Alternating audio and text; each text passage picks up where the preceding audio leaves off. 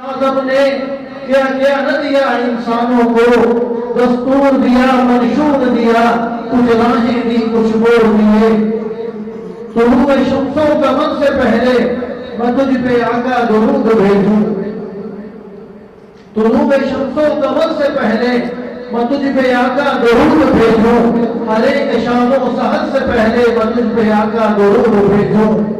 سفر کا آغاز جب کروں میں، میرے لب پر ہو نام تیرا، پلٹ کے آؤں تو گھر سے پہلے میں تجھ پہ آقا درود بھیجوں۔ رب کی بھیجی کتاب ہے تو، میرا سارا نصاب ہے تو، حصول علم و ہنر سے پہلے میں تجھ پہ آقا درود بھیجوں۔ اب میں بلا تخیر نعت رسول مقبول صلی اللہ علیہ وسلم کہ جس کا نام تسکین دلوجہ ہے، درود اس پر کہ جس کا نام تسکین دلوجہ ہے، درود اس پر کہ جس کے خلق کی تفسیر قرآن ہے، درود اس پر کہ جس کے بزم میں قسمت نہیں سوتی، درود اس پر کہ جس کے ذکر سے سیری نہیں ہوتی، درود اس پر تبسم جس قدم کے مسکرانے میں، درود اس پر کہ جس کا فیض ہے سارے زمانے میں، درود اس پر کہ جس کا تذکرہ عین عبادت ہے، درود اس پر کہ جس کی زندگی رحمت ہی رحمت ہے، درود اس پر بصدر محفل کا پاک بازوں میں، درود اس پر کہ جس کا نام لیتے ہیں نمازوں میں۔ اب نعت کی زمانے کو ضرورت تھی، کیونکہ ہم جمع ہیں یہاں پر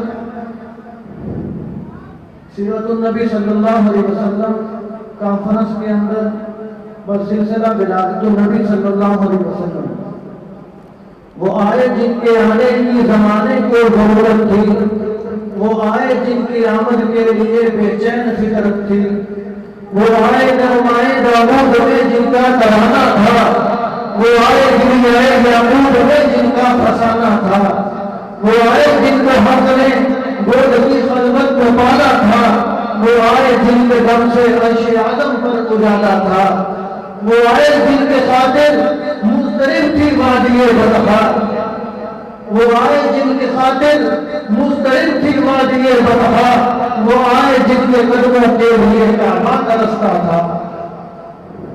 اب بلا تمہید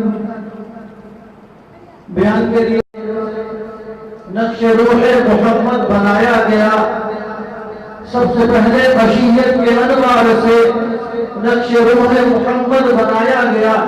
جب آپ صلی اللہ علیہ وسلم کا نام آئے تو کوئی زبان بھی آپ پر درود و سلام بھیجنے سے خالی نہیں ہونی چاہیے۔ آپ صلی اللہ علیہ وسلم نے فرمایا کہ بخیل کنجوس آدمی جنت میں نہیں جائے گا۔ صحابہ نے پوچھا کہ یا رسول اللہ کنجوس کون ہے؟ فرمایا کہ جو میرا نام سنے اور مجھ پر درود نہ بھیجے، فرمایا کہ وہ کنجوس ہے۔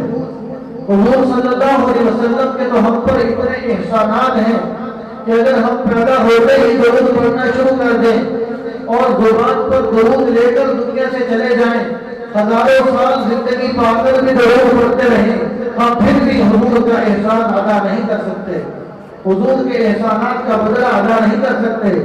تو کم از کم اتنا تو ضرور ہو جائے کہ ایک سچا امتی جب اپنے پیارے سرکار جناب نبیوں کے سرکار حضور صلی اللہ علیہ وسلم کا نام سنے تو اس کے لبوں پر محبت کے ساتھ درود و سلام جاری ہو جائے، خود بخود جاری ہو جائے۔ سب سے پہلے مشیت کے انوار سے نقش روح محمد بنایا گیا صلی اللہ علیہ وسلم، پھر اسی نقش سے ماغبر روشنی بزم کون و مقام کو سجایا گیا۔ وہ محمد بھی، احمد بھی، محمود بھی، حسن مطلق کا شاہد بھی، مشہود بھی، علم و حکمت میں وہ غیر محمود بھی ظاہراً قلبیوں میں اٹھایا گیا۔ جس کی شفقت ہے بے حد بے انتہا، جس کی رحمت تخیل سے بھی ماورا، جو بھی عالم جہاں میں بنایا گیا اس کی رحمت سے اس کو سجایا گیا۔ حشر کے دن مجھے غم ہو کس لیے قاسم، میرا آقا ہے وہ، میرا مولا ہے وہ، جس کے دامن میں جنت بسائی گئی، جس کے ہاتھوں سے کوثر لٹایا گیا۔ بزم کونین کی جب سواری گئی، آسمانوں زمین میں صفیں بچھ گئی، انبیاء آ گئے، مرسلین آ گئے، مقتدی آ گئے تو امام آ گیا۔ ذکر ساقی کوثر سے اے ہم نشین، دل کو لذت و فرحت کچھ ایسی ملی، ایسی تسلیم خود سامنے آ گئی جیسے ہاتھوں میں کوثر کا جام آ گیا۔ تو اب میں بلا تاخیر رحمان شاہ صاحب کو دعوت دوں گا، اس کے بعد پھر انشاءاللہ حضرت کا بیان ہوگا۔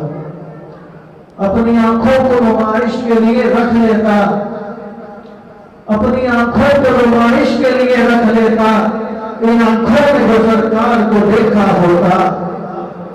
اپنی آنکھوں کو نمائش کے لیے رکھ لیتا، ان آنکھوں نے جو سرکار کو دیکھا ہوتا۔ میرے ہونٹوں پہ ستارے سے چمکتے رہتے، میں نے سرکار کے قدموں کو جو چوما ہوتا۔ میں کسی پتھر سے جڑا ایک ذرہ ہوتا، پھر میرے لب پہ میرے یار کا کلمہ ہوتا۔ لوگ آتے میری قسمت کی زیارت کرنے، میرے ماتھے پہ تیرے پاؤں کا نقشہ ہوتا۔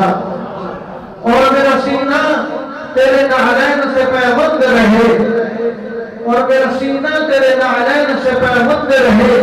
میری قسمت میں یہ انعام، میری قسمت میں انعام یہ لکھا ہوتا۔ اور میری سسکی میرا رونا میرے آقا سنتے، پھر نقاش محبت میں حنانا ہوتا۔ شاہ گل کا تجمل تھا، ہزاروں بلبلیں تھی، شور تھا، غل تھا۔ آئے جب دن خزاں کے، کچھ نہ تھا بجز خار گلشن میں، بتاتا باغ رو یہاں غنچہ یہاں گل تھا۔ باغ باقی ہے، یہ باغ باقی ہے، باغباں نہ رہا، اپنے پھولوں کا پاسباں نہ رہا۔ کارواں تو رواں ہی ہے مگر ہائے وہ میر کارواں نہ رہا۔